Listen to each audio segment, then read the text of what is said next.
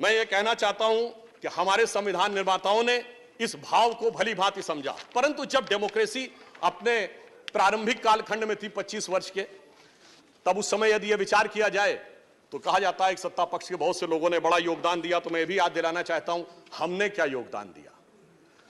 प्रतिपक्ष के रूप में जब देश के सामने चुनौती आई तो हमने कभी इस बात की चिंता नहीं की कि हम प्रतिपक्ष में हैं या हमारे साथ क्या हुआ है। 1962 की चाइना वॉर हुई तो भारतीय जनसंघ के रूप में तत्कालीन प्रधानमंत्री पंडित नेहरू जी का जो हमने सहयोग और समर्थन किया, और जनसंघ ही नहीं, राष्ट्रीय स्वयंसेवक संघ ने इतना सहयोग किया कि गांधी नेहरू जी ने पूरी प्रशंसा की और 26 जनवरी 1963 को गणतंत्र दिवस परेड में बुलाया। 1965 वॉर में लाल बहादुर शास्त्री जी का जिस प्रकार से सहयोग किया, यह पूरी तरीके से ऑन रिकॉर्ड है कि उन्होंने ऑल पार्टी मीटिंग में जनसंघ के अध्यक्ष नहीं, गुरुजी को भी बुलाया था। ये पहले 25 वर्ष में आगे बढ़ते हुए जब हम 1972 के पास पहुंचे तो आप सभी बड़े गर्व से कहते हैं कि 71 की वॉर के समय अटल जी ने इंदिरा जी की भूरी प्रशंसा की थी। यह होता है विपक्ष के रूप में लोकतंत्र को मजबूत रखने के लिए एक सकारात्मक भूमिका निभाना, और कैसे उस प्रारंभिक अवस्था में हमने आगे किया। वैसे मैं ये भी कह दूं, वो अटल जी ने वो नहीं बोला था जिसके बारे में बहुत ज्यादा बोला जाता है, क्योंकि इंदिरा जी की ऑफिशियल जीवनी पुपुल जयकर जी ने लिखी थी और उन्होंने बहुत खोजा था, मगर वो चीज नहीं मिली थी जो कहा जाता। परंतु ये ईमानदारी की बात है कि वह प्रशंसा की थी और उसके द्वारा देश बढ़ता हुआ आगे तक पहुंचा। तो इसलिए मैं कह सकता हूं कि पहले कालखंड में विपक्ष के रूप में हमने डेमोक्रेसी को मजबूत करने में महत्वपूर्ण भूमिका निभाई। अगला कालखंड आता है 72 to 97। इसे मैं कह सकता हूं कि this is the nascent stage of democracy, क्योंकि पहले कालखंड के 25 वर्ष में चुनाव होते थे, सरकार नहीं बदलती थी। तो सरकार नहीं बदलती थी तो लोकतंत्र का दूसरा स्वरूप नहीं आता था। अब 72 से 97 वाले कालखंड में सरकारें बदलनी शुरू हुई। लोकतंत्र ने इमरजेंसी का वह काला अध्याय देखा जो कि बहुत दर्दनाक और दुखद था। परंतु आज के इस अवसर पे मैं उसके डिटेल में न जाते हुए सिर्फ इतना कहना चाहूंगा कि भारत का लोकतंत्र इतना जीवंत था कि जेपी के नेतृत्व में हम लोगों ने वो आंदोलन खड़ा किया कि चाहे जितनी भी दमनकारी शक्ति थी, अंततः भारत में पहली बार केंद्र में सत्ता का परिवर्तन 1977 में हुआ। ये बदलाव आया।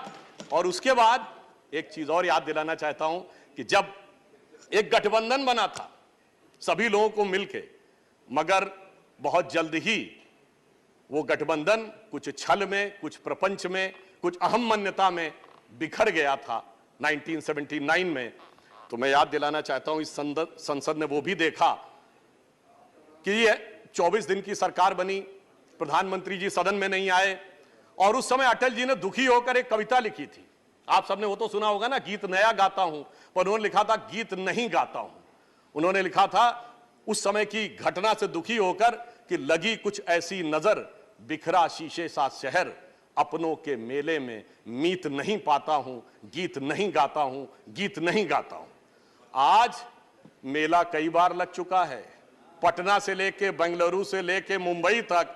मेले में कौन किसका मीत है ये तो शायद अंदर बैठे वालों को ही पता होगा कि उन्हें मीत मिल पा रहा है या नहीं मिल पा रहा है। तो मैं कहता हूं कि अटल जी की यह बात हमें एकदम उचित और उपयुक्त नजर आती है। इसके बाद उस कालखंड में 1980 का दशक आया, जब इस देश ने एक ऐसा दौर भी देखा जब 1980 में श्रीमती इंदिरा गांधी जी की सत्ता में वापसी हुई।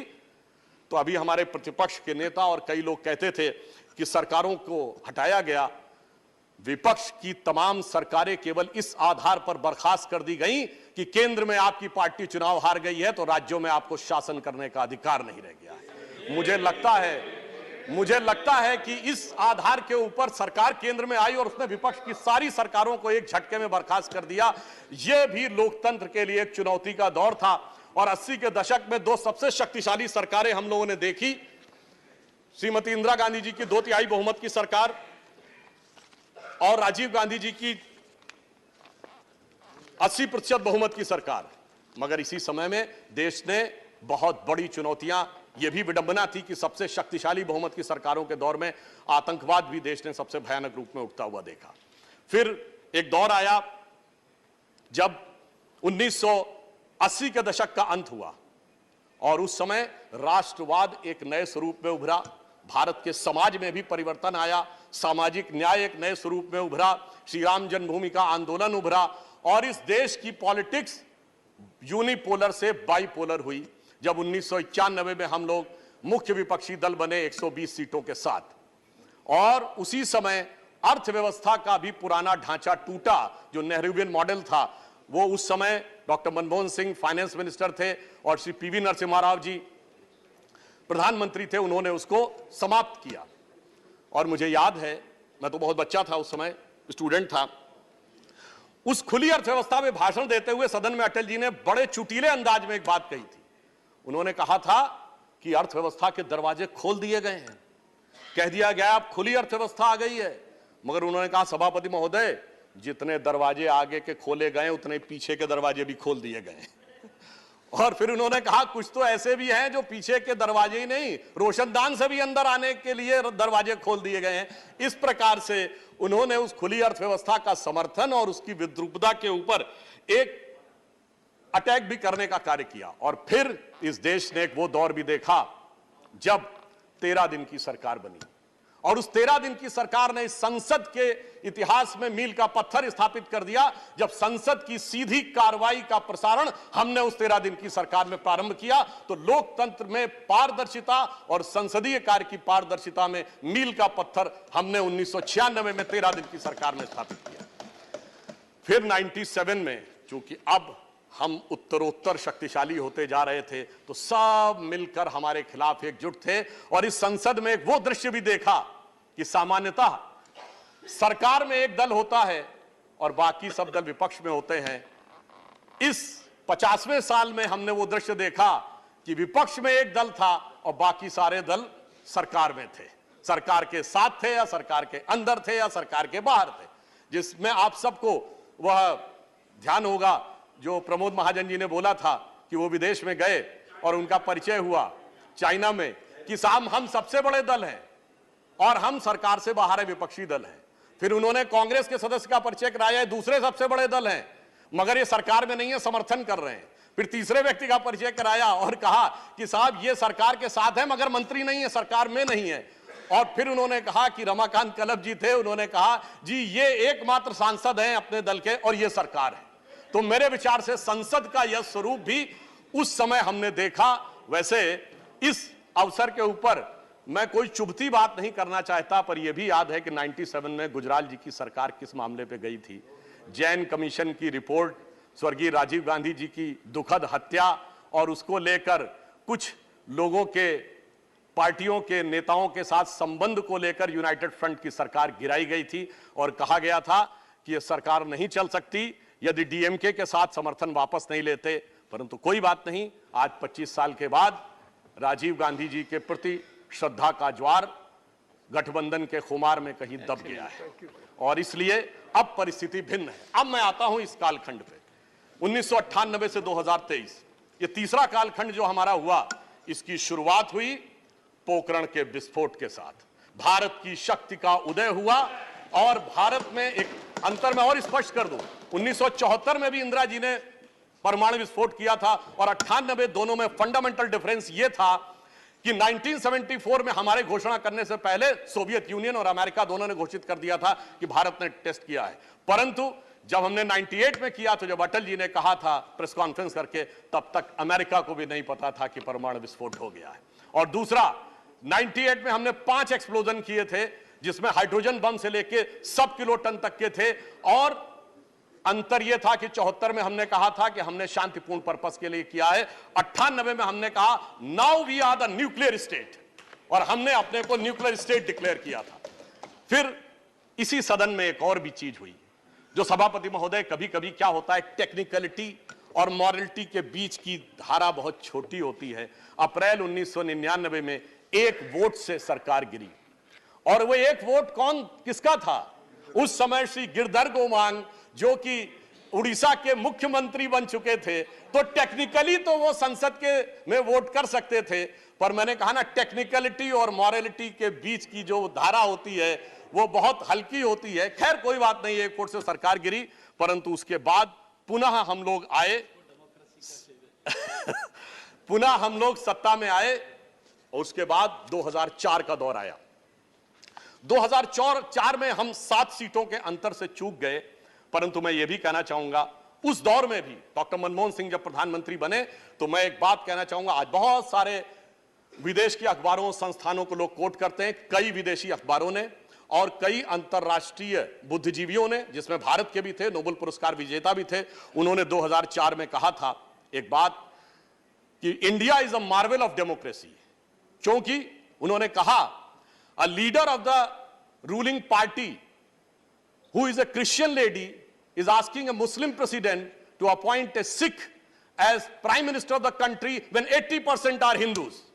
That's why India is a marvel of democracy. और मैं कह सकता हूं यही crux of democracy है, ये मूल भाव है जिसकी वजह से यहां सबको समान रूप से रहने का मौका मिलता है और आगे चलने का मौका मिलता है। आगे के 10 वर्षों के ऊपर मैं इस समय में बहुत टिप्पणी नहीं करना चाहूंगा, क्योंकि मेरे विचार से इशारों को अगर समझो राज को राज रहने दो, वो सबको यह बात पता है कि उस कालखंड में क्या हुआ।